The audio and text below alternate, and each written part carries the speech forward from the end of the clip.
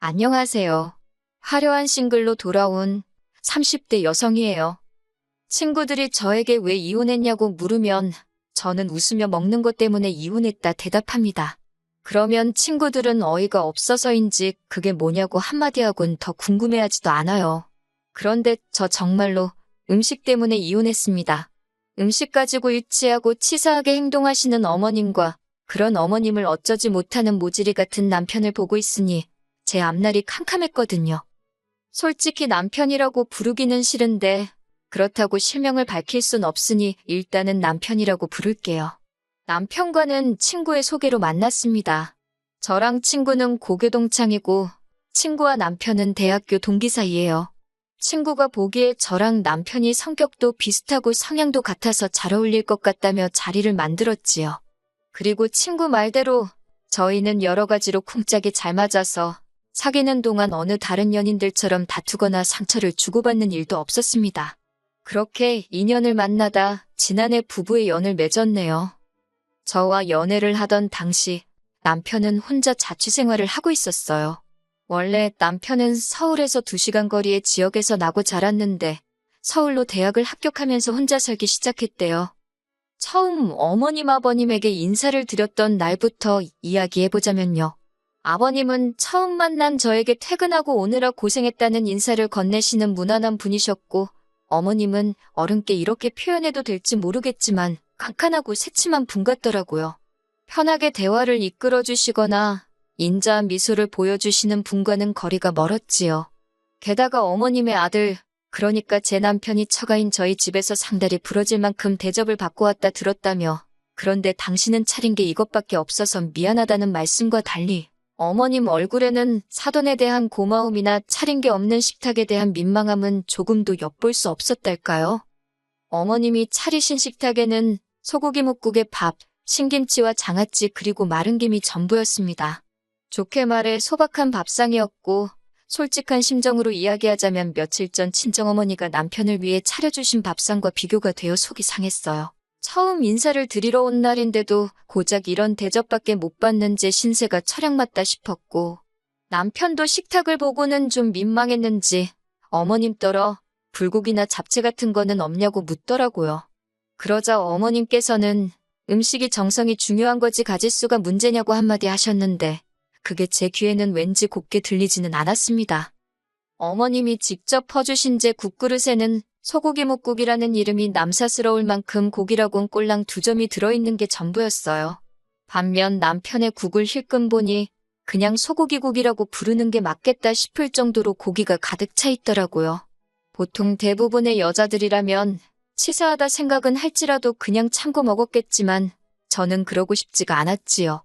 그래서 남편더러 내 건 고기가 너무 없다고 바꿔 먹자 했습니다. 그러자 어머님께서 저더러 고기가 더 먹고 싶으면 가져다 퍼먹지 왜 당신 아들 밥그릇을 넘보냐시대요. 그제서야 남편이 제 국그릇을 보더니 어머님더러 이게 뭐냐고 일부러 그런 거냐며 자기 딴에는 농담식으로 한마디 하더군요. 남편이 가끔 눈치가 없어서 불만이었는데 그날은 그 눈치 없음이 어찌나 반갑던지요. 그제서야 어머님은 남편에게서 제 국그릇을 낚아채듯 가져가시면서 고기에 더 퍼주면 될 것 아니냐 하셨어요. 하지만 이미 제 기분은 상할 대로 상한 상황이었고 그래서 밥이 입으로 들어가는지 코로 들어가는지 모르겠더라고요. 게다가 어머님은 제가 사간 꽃을 보시고는 꽃이 이쁘다 한마디만 하셨을 뿐 저에 대해서 어떤 관심을 보이지도 물어보지도 않으셨습니다. 기분 상하는 첫 만남을 끝내고 집에 돌아오는 길이었어요. 남편이 제 눈치를 살피는 듯 하더니 갑자기 뜬금없는 소리를 하더군요. 웃긴 걸 보면서 박장대소를 하는 사람이 있는가 하면 그냥 속으로 웃고 마는 사람이 있기도 하다나요. 제가 남편더러 그래서 지금 무슨 말이 하고 싶은 거냐고 따졌습니다. 어머님이 나한테 하신 행동들이 어머님 속마음하고는 좀 다를 수도 있다. 뭐 그런 식으로 감싸드리고 싶은 거냐고 따졌지요. 그랬더니 남편이 한다는 소리가 꼭 그런 건 아니지만 다르게 생각하면 이해할 수도 있지 않냐는 말도 안 되는 소리로 둘러대더군요.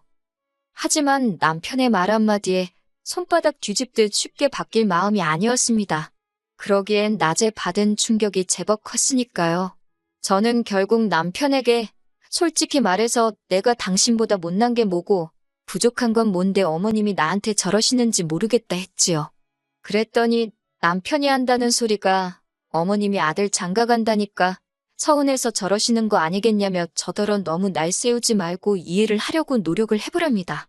무책임한 남편의 말에 실망한 제가 미움의 구박까지 받아가며 당신과 결혼하고 싶은 생각은 없으니 이쯤에서 헤어지자고 이별을 고했네요.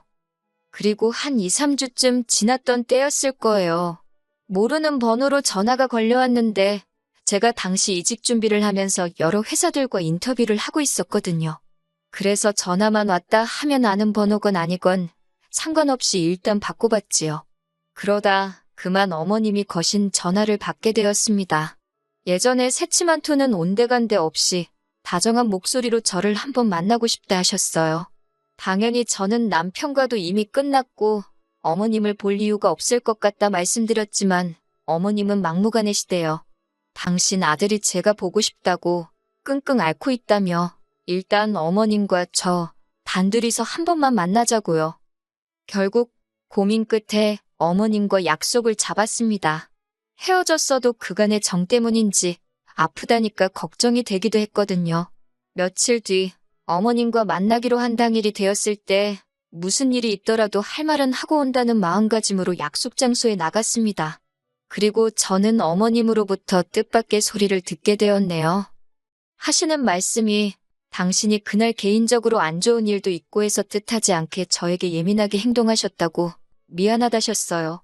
솔직히 약간은 말도 안 되는 핑계다 싶기도 했는데 한편으론 어머님 연세에 당신의 실수를 인정하고 나아가 다른 사람에게 사과까지 한다는 게 쉬운 일은 아니잖아요. 아무튼 기대는커녕 생각지도 못한 어머님의 사과를 받고 나니 순간이었지만 어머님과 한결 마음이 가까워진 것도 같고 이후로 저는 남편에게도 사과를 받았고 얼마 지나지 않아 다시 어머님 아버님 댁에 정식으로 초대를 받아 가게 되었습니다. 그리고 그때는 첫 만남과 달리 외식을 하긴 했지만 어쨌든 저와 어머님 사이가 좋아지는 듯 했지요. 하지만 옛말에 집어릇 개주냐고 하잖아요. 정말 그 소리가 딱이었습니다. 어머님의 음식 차별은 제가 남편과 식을 올리고 얼마 지나지 않았을 무렵 다시 시작되었거든요. 신혼여행을 다녀온 뒤 시댁에 가게 되었습니다. 아버님은 첫 만남 때와 마찬가지로 여행 갔다 오고 피곤할 텐데 오느라 수고했다 하시더니 이후로는 TV만 보시대요. 남편 역시 자연스럽게 아버님 옆으로 가서 TV를 보기 시작했고 어머님이 저는 부엌으로 따라오라셨지요. 부엌에 들어가니 음식 준비는 거의 되어 있지 않았습니다.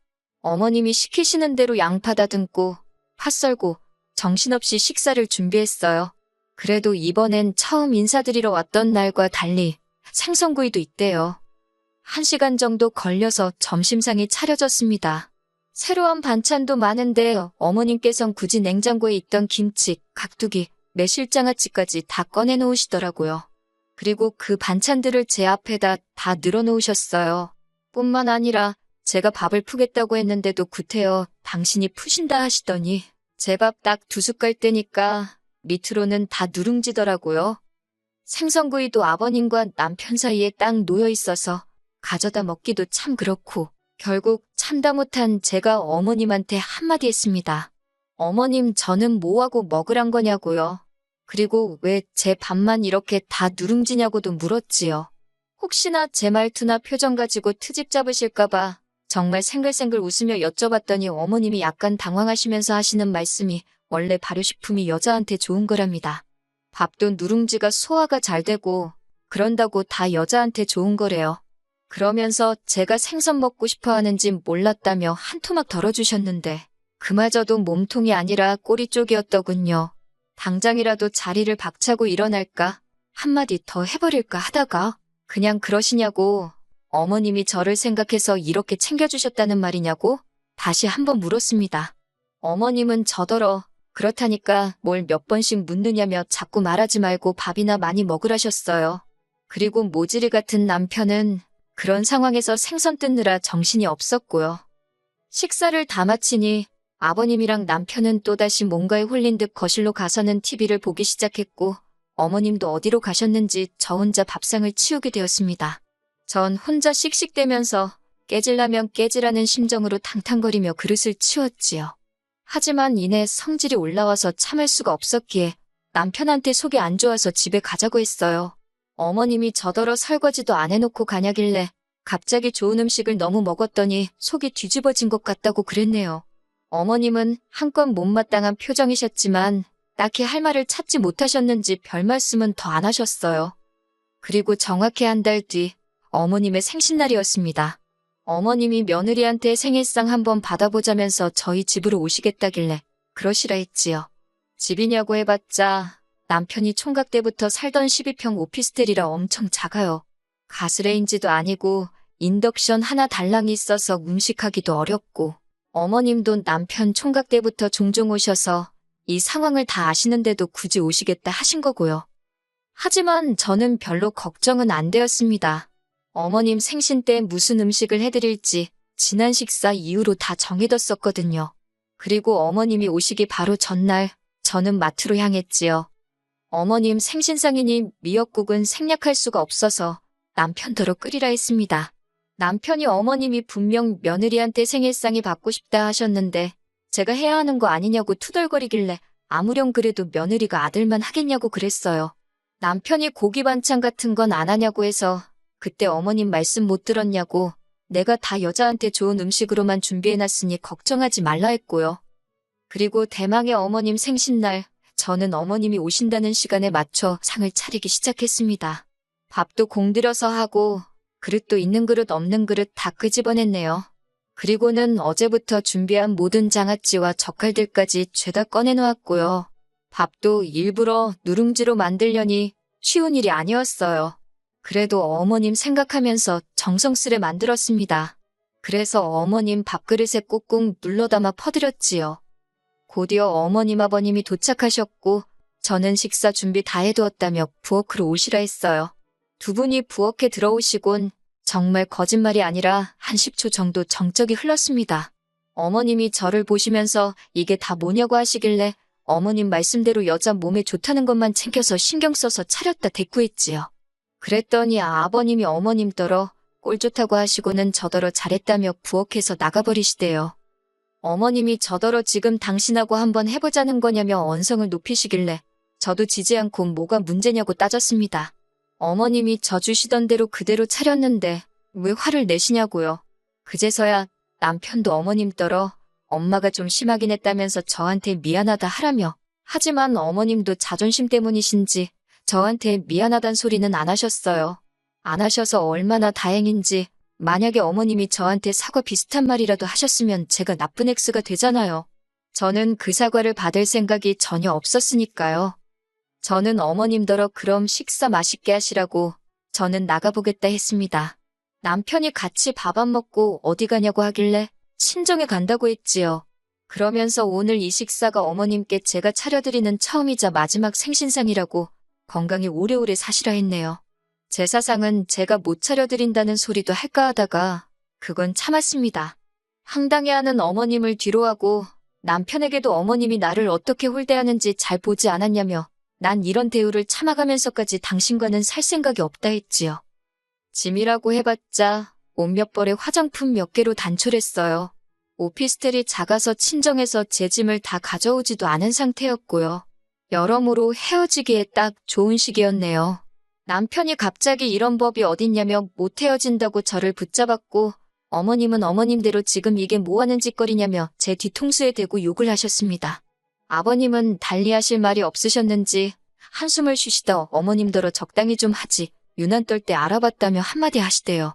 그런 아버님께 조금 감사한 마음도 들었지만 그렇다고 아버님을 믿고 살 수는 없는 일이었으니 결국 남편도 어머님 아버님도 모두 뒤로 한 채 그렇게 친정으로 돌아와 버렸습니다. 이후로 남편에게 돌려줄 돈은 돌려주고 일방적으로 저희 관계를 정리했어요. 혼인신고도 하기 전이었어서 서류상 저는 깔끔하긴 하지만 이미 형식적인 건 다 치룬 상황이었으니 사람들은 저를 이혼녀로 생각하겠지요. 속상하긴 하지만 그래도 참고 사는 것보단 차라리 이혼녀 딱지를 감수하는 게 낫겠다 싶어 내린 결론이니 후회는 없습니다. 소개팅을 주선했던 친구 말로는 남편이 저랑 헤어진 이후로 친구들도 안 만나고 집안에만 박혀 지낸다더군요. 심지어 출근도 안 하고 식사도 안 한다는 얘기가 있다며, 그리고 그 때문인지 한 달쯤 지났을 때 어머님께서 연락을 해오셨습니다. 당신이 너무 유치했다며 지금이라도 당신 아들을 위해서 우리 두 사람 해묵은 감정은 풀고 잘 지내보자대요. 하지만 이번엔 안 속는다고 막말로 남편이 또 생병을 앓든 단식 투쟁을 하다 굶어 죽든 관심 없다 했어요. 솔직히 누군가는 저더러 그까진 먹을 거가 뭐라고 이혼까지 했냐 할 수도 있겠지요. 하지만 직접 겪어보기 전엔 그 더럽고 치사한 기분 절대 모를 거예요. 전 이제 그만 가서 맛있는 점심이나 차려 먹어야겠어요. 여러분도 모두 맛있는 식사하세요.